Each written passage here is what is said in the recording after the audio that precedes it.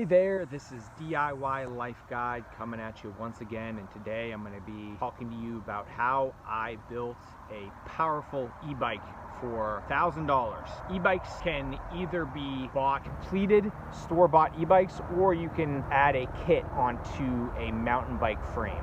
And I decided to add a kit onto a mountain bike frame. By doing that, I was able to reduce my cost, but still get the same amount of power or more power than I would have from a store-bought bike. E-bikes are great for replacing a car. I live in a dense-ish metropolitan area where pretty much everything I need is within a 5-mile radius of my house, and I've been car-free for about 3 years now.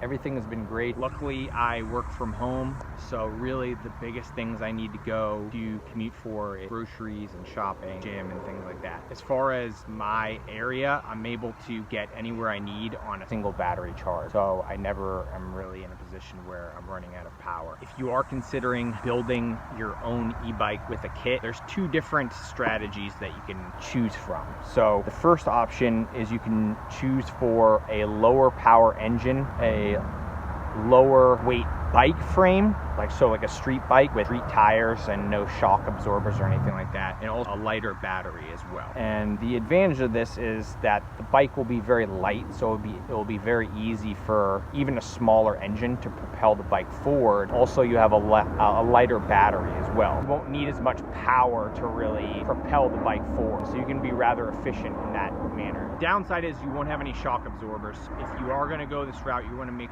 sure that you're in an area that has good bike infrastructure, because you can't really take something like this off-road. Otherwise, you're going to damage the bike. Consider going with, say, a 750 watt engine, pretty low power or medium power, and then you can go with a 36 volt and 15 amp hour battery to power that 750 watt engine. And that should be sufficient. I mean, that's going to be a much smaller, lighter battery that should meet your need for attaching it to a street bike. If you do end up going with a lighter bike frame or attaching a engine to a street bike, it's going to be a lot less expensive. For example, just an idea, you can get a cheap street bike for maybe $150. Engine kit at 750 watt will be about $200. Battery pack, if you have that small of battery, it's going to be about $200. Lock to lock the bike up, $30. The lights will be $30. And you're going to need a torque arm kit, protect from the bike wheels coming off, the back wheel coming off, that's like $30. Any type of miscellaneous cost would be about $30. So you're looking at a bike all in that's going to be about $660. That will be very reliable, will get you around pretty quick as well, but probably won't have off-road capabilities and just won't really have the same power as a more powerful bike, but it will work. It will be cheaper. It will be easier to maneuver than a heavier bike. You'll be able to take quicker turns, things like that. So that's a good option for an urban environment that's mostly flat. The other option for building DIY e-bike like this from a kit is to go with a more powerful engine and also put it on a mountain bike frame like I've done with mine. So I have a front shock, I have a rear shock, and I have a pretty heavy duty frame. It's much heavier than a street bike, and to compensate for that, I have a much more powerful engine, and I also have a much more robust battery. So as I mentioned, this engine is about 1500 watts. The battery is a 52 volt battery and is a 17 amp hour battery. That battery is more aligned with the power needs of a 1500 watt engine. And the advantages of this is, one, you can go off road. Two, you don't have to worry about popping your tires as much. If you are going rather fast, the bike can absorb it. The ride might also be a little more comfortable just because there is a front and a rear shock. It might be a little bit more of a smooth ride. If you're building a more powerful bike, this is going to be closer to the price that I paid, which is around $1,000. So just to give you a price breakdown, if you're going to get a 1500 watt motor, it's going to be about $300, and battery's going to be about $200. The mountain bike's going to be a fair bit more. So if you're buying a mountain bike relative to a street bike, mine cost about $400, and then I bought a lock for $30, front and back lights for $30, the torque arm kit was $30, and then any type of miscellaneous cost about $10. And roughly about $1,000 all in for this bike. And this bike definitely is better if you live in an area that has worse bike infrastructure, or if there's a lot of debris in the road, or if you live in a very hilly area. I live in a very hilly environment and there's a lot of steep hills, so it makes sense for me to have a more powerful engine. that has more torque to get up those hills. So personally, if I were to do this again, I would do things a little bit differently. For me, the 1500 watt engine is just really powerful, and it just burns up a lot of battery, so it's a little overkill. If I had to do this again, I would do maybe more of a happy medium. Get a hybrid bike that has a front shock. Forget the rear shock. Go for a 1000 watt engine. That's plenty powerful to get you around. A more affordable battery is going to be about 48 volts, 17 amp hours. And then also you want to make sure that any bike that you choose has disc brakes, quality gear shifters, quality gears, cassettes, or strong rims, because it's going to be withstanding a lot more pressure than a regular bike that just bikes around at regular speeds. So the first step to building a DIY e-bike is you want to figure out what kind of engine that you want. Typically engines can be either a rear hub, which is the back wheel, or there can be a mid-drive, which attaches to the pedaling system. And then you over here, you can also have a front drive motor as well that attaches to the front wheel. Typically, if you're doing a hub wheel motor, the rear drive is better just because it offers more torque and performance if you're pushing yourself from a rear wheel than pulling yourself from a front. So technically in the US, if your engine is over 750 watts, you have to register the bike as a motorized vehicle and get like a license plate and all that. But that being said, the chance of getting in trouble with something like this is rather low. Also, you can't really tell the strength of the engine. And there is actually an attachment on here. If you connect these, see these two blue wires?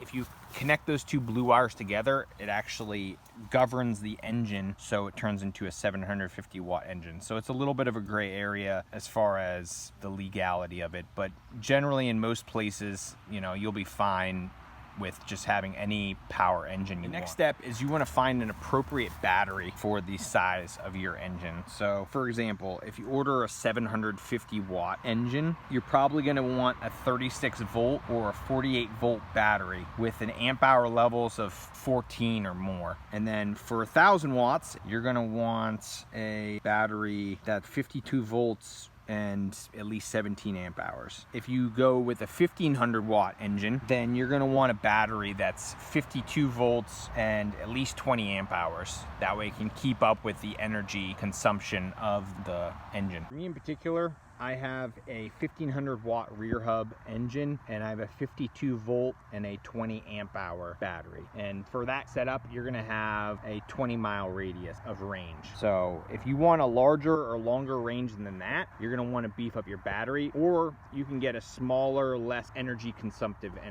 engine. That way you are able to conserve your battery. The third step is you want to find a bike to add the kit onto. For me, I looked for a mountain bike with dual frame. You're going to want something that has a strong frame, because it's going to be taking a lot more of a beating than a regular bike that's just going regular bike speeds. It's important to have a strong frame. You're going to want to have disc brakes, and definitely having at least one set of shocks helps. I have a front shock here and then I have a rear shock here. I could go without the rear shock and it would save some space, maybe lighten up the bike a little bit. Definitely you want to have high quality gear shifters, sharp teeth on the cassette down here, just quality components, because the bike is going to be under a lot of stress as you go pretty fast. There's also miscellaneous parts of the bike that you need to acquire. For example, this torque arm right here, this helps keep the bike engine onto the frame of the bike.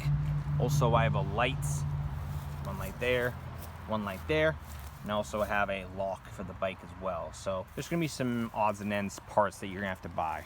So once you've acquired the engine and the battery and the controller and all of the cables, you're ready to assemble the bike kit. And it's pretty easy to put it together. If you bought the components as a bike kit, they'll all click together and there should be instructions in there. The biggest struggle for me was attaching the battery holder and finding a place to put the battery holder on the bike. For me, I originally had the battery holder out here on the rear rack, and the rear rack wasn't strong enough to hold it, so I ended up putting the battery holder in the middle here. I would recommend attaching the battery directly to the frame of the bike, otherwise you're gonna have trouble with it getting rattled around. The next component that you're gonna need to figure out where to put is the controller, and for me, the controller is rather light, so I could just put it on this rear rack right here and tie it down. It's good to have the controller out in the open. That way it can cool down and use this metal rack as a heat sink, because controllers are, it's very fragile electronics. Some more good stuff to acquire for the e-bike is stuff like electrical tape. If you have any zip ties, you're gonna wanna zip tie any wires down. If you have a soldering kit, you may have to solder some wires together. Stuff like that also helps. So there you have it. That's how I built my e-bike DIY. Firm believer that anyone can provide themselves affordable transportation, especially an e-bike can be a good replacement for a car. Only costs, between 500 and 1,000 bikes to build one of these yourself. Do some research and find out what kind of kit and bike works best for you and your environment. For the full tutorial on how to put together the e-bike, go to www.diylifeguide.com. Thanks again.